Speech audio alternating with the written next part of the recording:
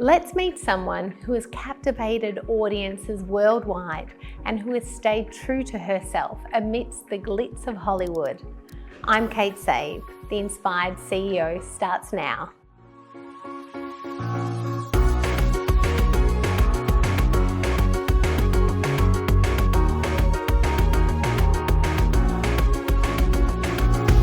Nicky Whelan is an Australian actress and model, best known for her role on Neighbours. After moving to the US, she appeared in films like Hall Pass and The Wedding Ringer, and TV shows like Scrubs. Passionate about health and fitness, Nicky shares her wellness journey. Thanks for joining us today. Thank you for having me. Well, it's so great to have you here from America, and I'd just love to know more about your journey in Hollywood. So it's been 18 years? 18 years now, yep, yeah. And I think people have a perception about what it is like to live in Hollywood and to be on camera, but what's it really like? It's, moving, I always say this, especially when I talk about my journey over there, is it's one thing if you grow up in America, but it is another thing when you move country. Even if it wasn't into my business, when you're an Aussie or from anywhere and you move country, it's a huge process. You're not just adapting to living around a new culture. It's the food, it's the climate, it's everything you're adapting to. So to not only have sort of that challenge, it took me about 4 years before even my body and health set into an American diet and lifestyle. It's like jumping into Hollywood, which is one of the wildest businesses in the world. So it was and luckily I did it in my 20s. I think I was around 25 when I moved. I had that fierceness, that fearlessness. I didn't know too much, and it actually worked in my benefit because I kind of got there and was like, here we go. I was, you're a bit more fearless when you're younger. So I did have that sort of on my side, but it's taken years for me to adapt living in another country. So the Hollywood journey is like a whole separate thing to just adapting to a new environment. And I can imagine when you first get there to Hollywood, perhaps you're going to some parties, you're shooting some films, and what happens outside of that life? Because I'm sure it's not 24/7 partying and filming. It's not, and it can be. It can be if you want. You can have that kind of lifestyle when you get there, but I think the one thing I've had on my side is I always had really good discipline, which you know because you've known me for a long time. I'm not a big party animal. I'm not a big stay out late girl, and I think that has worked in my benefit because you have to put yourself on a strict sort of situation out there. It's not just, you can go there and party 7 nights a week. There's always something going on and it's very appealing and very seductive, but it doesn't help you get work. It drains you and it can really deplete you very, very quickly. So I got there and sort of learnt pretty quick that I had to get on into a bit of a schedule. You haven't got your parents there, your family there, your friends there, your routine. So I had to create a lifestyle and really sort of put myself in my own system. And even that in itself took years to find what felt right for me. And you can get caught up. And also you go and make these incredible movies or you get an opportunity to be on a TV show. And when that ends, it's like you're on this massive high and then you drop and you dip. And it's that dip period where you really need to look after yourself because a lot of people can go into depression. And that's how you see sort of like a lot of stuff in the media about famous people sort of dipping with drugs and alcohol. It's the highs and lows. So for me, I really early on learnt that you come off a job, my normal life, going home, vacuuming, cleaning my house, eating just on a normal schedule, no work, not knowing what's coming next. That was the important part of this journey, was to make that my safest place and not rely on the highs of the job. It's not sustainable. So it's been an interesting roller coaster. And I guess when you're on set, you give 110% of yourself to that movie, that role that you're playing, and you're living, breathing that period of time that you're filming. So when you're off set, I know that you have some routines in place, but you also give a lot of yourself to charities, so working with animals. So tell me a little bit about that. Yeah, I got introduced to a company called Last Chance for Animals, which is an incredible organisation that works worldwide and has done some incredible things for animals across the board. I went to one of their events through my publicist about 6 or 7 years ago, and I don't know what it was.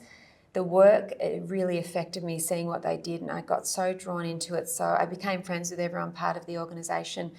And a lot of them have properties outside of LA where they look after exotic animals that have been abandoned, anywhere from Michael Jackson's monkeys and bears and all those things to circus animals and just animals in general that have been treated poorly throughout the US. They end up on a lot of these facilities where they take care of them. So I went and started just sort of, you know, going out there and shoveling and building fences and feeding animals and helping rescue. And it was sort of something I kept quite private because I needed that grounding between the jobs, like I was talking about, between the big filming and the glamour and the glitz. I needed something to bring me, just level me out a little bit. And this, I honestly believe, with all the different therapies I've had in my life, I wish I'd started this earlier. Acts of service for the world are always, I don't know, there's something very moving about them, and it helped ground me, and it's given me such a great sense of purpose. Not until you do that work, like everybody finds their thing, you know, and animals I think is a huge part of my life now and my future too. If I wasn't acting and I had the money, this is the work that I'd be doing full time. Incredible. And what I love about you, Nicky, is I've known you since we were teenagers and you have not changed a thing, and you are the most authentic person. You always show up back in Australia just as the Nicky that everyone knows and loves. And you're a Peninsula girl, born and bred. How do you stay so authentic and true to yourself? Because a lot of people in industry don't. They completely change, and perhaps that's why their relationships don't last, and friendships might fall apart. But I feel like so many people connect with you and never ever forget you. You have so many people out there that know and love you and speak very highly. Oh, thank you. Well, so do you. We grew up in the same town. I think there's a few parts to it. I think there's that saying, if you want to find out who someone is, give them money and fame. Money and fame will do weird things to you. It gives you this sort of power thing, this sort of power position that's really not real. It's sort of, it's a funny energy to be in, and it can really bring out the monster in people sometimes. And so I learnt pretty early on that it's not sustainable, and having a lot of money at times, or having fame or a lot of attention on you does something to your ego that's very unhealthy, and it doesn't feel good to live in that. So early on in my career, I learnt that being grounded and focusing on my mental health was way more important. And I also think being an Aussie, I don't know, I know they do talk about a tall poppy syndrome here, which I'm always trying to go up against. I don't like that. I think we should build each other up, but there's a false sense of building someone up, an authentic way of doing it. And I think the Aussies, even though we do have a sense of that, we also have a great grounding about us and a great authenticity of being Australian. It's just in our nature. So when you take that energy into LA, they can feel it and they're kind of drawn into it, and there's a yumminess about it. And I think having my mates like you and growing up with some good solids my whole life, no matter what phase I'm at in my life, you can fall back on your Aussies. And when you take that with you on your journey, it does keep you grounded. It keeps me safe. I know that it doesn't matter what field of work I'm in, I've got a really great foundation. So they do say authenticity is the highest form of frequency, even above love. So I try and tap in on that each day and know that, try and keep everything very real, you know? Yeah, absolutely. Now, you've certainly had your ups and downs and challenges. I can't imagine leaving everything behind and just starting again in a new country. And what are some of the biggest challenges you've gone through?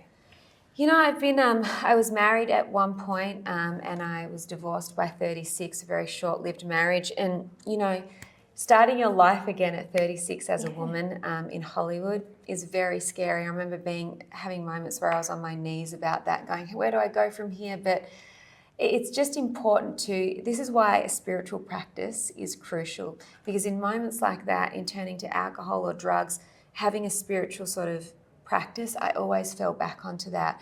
So instead of going out and partying, I would stay home, and I learnt so much in my biggest lows were and people always say this, right? Yeah. The biggest lows in my life have been my biggest learning curves, and brought the best out in who I was. At the time, it doesn't feel like that. At the time, you feel like you're dying and you've got no hope, but they've always brought out a next level of me as a human. And it's helped me develop and find out who I really, really am, taking away the work, taking away sort of what I've done for a living, removing that. When you get put on your knees, you really build your character. And so I valued a lot of those times, looking back, not at the moment. Yes, I totally get that. But choosing spiritual help and guidance and health and looking at my life that way. I used to drink and smoke. You remember me, I was a heavy smoker. Doing my spiritual practices overnight, I stopped doing both of those things. And it wasn't trying to quit because how smoking's not good for you. It was a spiritual thing. I'd lifted a lot of the pain out of my life, and the smoking just went with it. So I always preach about it and I talk about it and I repeat myself with it. But there is some unbelievable things that come when you choose to take the spiritual journey. And you have a fierce positive energy. You don't So do need you. alcohol. You go there and you show up every day with this really positive energy. Now, I'm sure you've met a lot of interesting people over in Hollywood, but are there some people that you gravitate towards or that you've learnt things from? There really has been. There's a roller coaster of people that I've met over there. Some have been quite disappointing. And they have taught me some great lessons too. But I've got to work with some incredible people. Growing up as a little girl in Australia, watching all these movies on TV, I feel like I manifested a lot of this. I would just think, I would always visualise myself, I wonder what it would be like to work with them. Lo and behold, I've had opportunities to work with incredible actors like Nicolas Cage. Yes. I ended up making 3 movies with him, and he has been a huge inspiration for my career. He believed in me and my work, and he got me in on my first movie, and we'd actually worked on a movie together, so he had recommended me for another great project. And I sort of watch people on his journey, and you do learn so much. They've been exposed to extreme circumstances in their lives, and how you watch them handle it and glide through this very bizarre business. I had an opportunity to work with the very famous director, Terrence Malick. Yes. He's a baller, and what a spiritually evolved, magical man, making his movie experience, getting to be on a set with him, and the scenes I did were with Christian Bale and, all these kinds of people that are so, but being on a set and watching how these guys create and make art, I'm an observer. I sit, I don't talk, I just watch, and I'm like, I take it in, and I've had some wonderful experiences to see how these people really, and a lot of it comes from a lot of trial and error. They'll all tell you that their journeys have been like this. So it's kind of like a balance between trying to control your journey, but as well being okay with letting it go. There's this magic space in between that'll allow you to attract stuff in without controlling too much. I don't know, but that's how I see them all, And I think the main thing for me is watching how hard you work. And you've worked this hard since you were 15 or 16. And I always remember that moment where you said, pass me that DVD cover. And the people watching may not even know what DVD that it could have been a VHS. Yes. And you pick it up and you're like, okay, yep, here. And then you read it back to me line for line. You've memorised it. And I'm like, how did you do that? And no matter when I've seen you over 25 years, you are always doing the work. You work so hard. And there's got to have been, I guess, some of those pinch yourself moments, or many of them. But are there some that you go back to thinking when you thought, I'm going to do this, and then all of a sudden you're sitting in that chair or you're on that set and you really had to pinch yourself and go, this is it, I'm here? I do. I've had many, many, many moments like that living over there. When I did the movie Hall Pass, which I think you mentioned in the opening, on set with the Farrelly brothers and Owen Wilson. Trust me, I still get onto movie sets now, and I'm working across from Dolph Lundgren, Luke Wilson, the names, Nick, everyone. I literally do. I sit down like the movie I just did with Alec Baldwin, and I do have those moments. I'm like, I'm on set with these guys, and they're treating you as an equal. And when they do that, you only elevate as a human because they're so professional and they let you into their sphere of work, and it just brings you up. And my performances are better as a human. I learn so much more. I'm always aware of every environment that I walk into, of how lucky I am. And I do give myself credit though, because I manifested the hell out of this. Yes. It was just from a little girl, you know what I still do? At my age, I'm still doing vision boards. Yes. I still do my vision boards. I still put out there what I want. And even though as you get older, you become more fragile and aware, you've seen a lot, you're more damaged. I think a lot of the key is staying in that. You know, when you're a kid and you just imagine scenarios and you're driving your car and you drift off and you have these things, that is hugely important. It's a form of meditation. It's a form of creating. And I still do that. I still love a good car drive. That's my time to manifest and play music. I still cut out magazines that are barely left of things I see, and I stick them on fridges. And I feel like that all just has been part of my journey. And it sounds cheesy, but it's auditing those thoughts. Where is your mind going? Trying to stay out of the stress and stay in the imaginary state. I still do it, and I think it's been a massive help in continuing this journey I'm on, which is very challenging and unknown and uncertain at times, but just keeping, boppy about it, excited about it. Like, you got to stay excited. It's a journey. Yeah. And in terms of your health, like, you are the absolute picture of health. What do you do to look after your health? You've got spectacular skin. I know that you are mindful about your sleep, but what else do you do? Well, you've been a huge portion of my health recently, so reevaluating my health in my 40s now with Be Fit Food, which was a journey I went on with you because my sugars were high, but, I wasn't always healthy. But you've got to remember, both my parents, I was very lucky after doing our DNA testing, realising that how blessed a lot of my DNA was. I didn't have a lot of problems, so I didn't have major challenges. So looking at your DNA is really crucial, important, which you educated me on, because all my life I was always low on iron, right? But no, I just could feel that in my DNA tests were able to back that up. So just not being frightened of checking out your charts and finding out what was wrong with me. I was always scared of it. And I, as I said, I smoked and drank for a while. But the spiritual work helped me sort of come out of that. And you don't realise the damage you do to yourself when you're younger. And sort of when you get to your late 30s, you start seeing these little things that you've done to your body and health. So I want to stay on top of that, and I want to push myself. And I'm in a business which revolves a lot around sort of staying well and looking good still, but that internal, what I'm putting in my body each day, I love to promote that. I think health and mind and meditation and food, it's crucial if you want to live a long, healthy life. I don't know, I've just, when you feel sick, and you realise when you're sick how important your health is. And you never know, you think, I'm never going to feel well again. You can't imagine what it's like to be well when you're sick. Absolutely. Those signs come in for a reason. I remember I did a movie in Thailand, and I don't know what I caught, but I came home and I was bedridden for 2 weeks.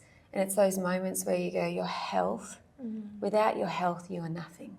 So health has to be in your top priorities, your top 3. I would say number 1, but it's personal preference. It's in my top 2 now. Health and mental wellness are 2 of my most important things. It'll keep me alive in Hollywood. Yes, absolutely. And hopefully living longer. And your immunity will battle whatever you come across, and all of the travel as well. You spend a lot of time traveling, so it's critical. Yeah, on the road and all of those journeys I go on, I've got to keep my immune system strong. And now I've infiltrated Be Fit Food into my diet, because my blood sugar levels were through the roof. I was eating so much sugar to keep me alive on set and awake. And I'm now seeing that wasn't a great thing. So anyway, it's a journey. Yes, get your gut health right, and it'll help your brain and all of the mental health as well. So thank you so much for sharing with us today. Thank you, love. Thank you. This is The Inspired CEO, and we'll be right back.